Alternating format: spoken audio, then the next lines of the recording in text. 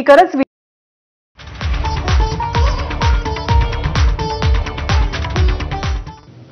मिरजेच्या उद्धव ठाकरे यांनी शिवसेनेचे म्हणजे महाविकास आघाडीचे सांगलीचे उमेदवार म्हणून चंद्रहार पाटील यांच्या नावाची घोषणा केली होती. आज आम्ही त्यांच्या प्रचाराला आलोय. काँग्रेसमध्ये अजूनही नाराजी दिसते. मला वाटत नाही आम्ही काँग्रेस सक्रिय असताना येते ना हळूहळू. कसा दौरा असणार आहे? आमचं शिवसेना जरा जोरात काम करते, फास्ट. विचारावं लागत नाही कोणाला. एकदा ठरलं आमचं म्हणजे ठरलं. काँग्रेसच्या कामाचे काही वेगळ्या पद्धती आहेत.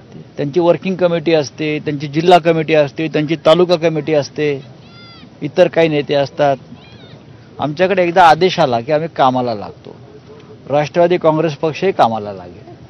कालच माझं जयंतराव पाटलांशी चर्चा झाली, पवार साहेबांशी चर्चा झाली. हे सगळे येत्या 1-2 दिवसामध्ये कामाला लागतील.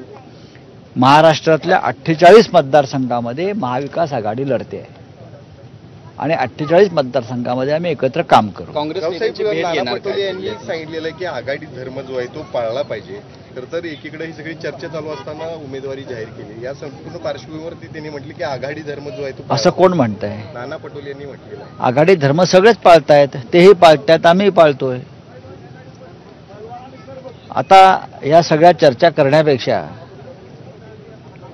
कामाला लागलं पाहिजे.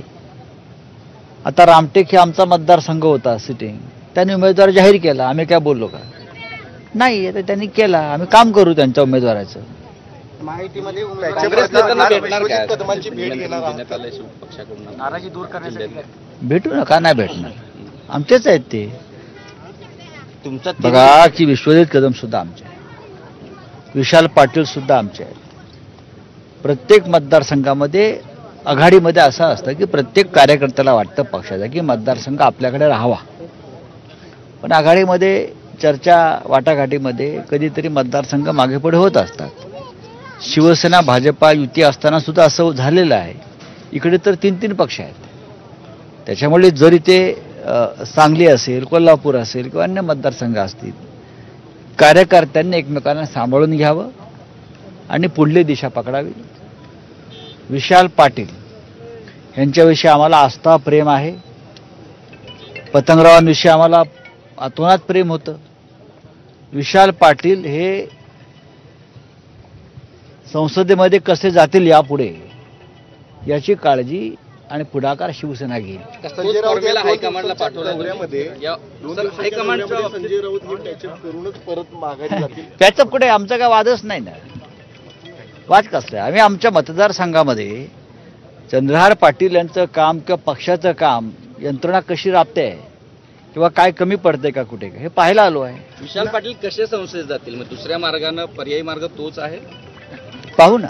विमानतळाचा प्रश्न ज्या मैदानावर तुम्ही उतरलाय त्या ठिकाणी विमानतळाची अनेक वर्षापासूनची मागणी आहे. आज जर विमानतळ असतं तर तुम्ही विमानाने आला असता. ते विमानतळ आहे मला आता कळलं. 10 वर्षात किंवा अनेक वर्षापासूनची मागणी आहे ती आहे ना. बघू आता. चंद्रहार पाटलांनी घोषणा केली आहे मिरजेच्या सभेत. पहिला प्रश्न कोणता सोडवू तर तो या विमानतळाचा सोडवू. नारायण राणे यांनी वक्तव्य केले की उद्धव ठाकरे यांना अटक होणार. नारायण राणे यांनी वक्तव्य केले उद्धव ठाकरे यांना अटक होणार. मग नारायण राणे कुठे राहतील 2 महिन्यांनी? त्याचा 2 महिन्यात सत्ता आमची येते देशात. त्यांच्या ज्या फायली बंद केल्यात ईडी आणि सीबीआयच्या, त्या खोलल्या ते कुठे असतील? तिहार जेलमध्ये. नवनीत राणा यांच्याबद्दल आपलं काय मत आहे? त्यांच्या माझं काही मत नाही. काही लोकांवरती मत व्यक्त करायचं नसतं.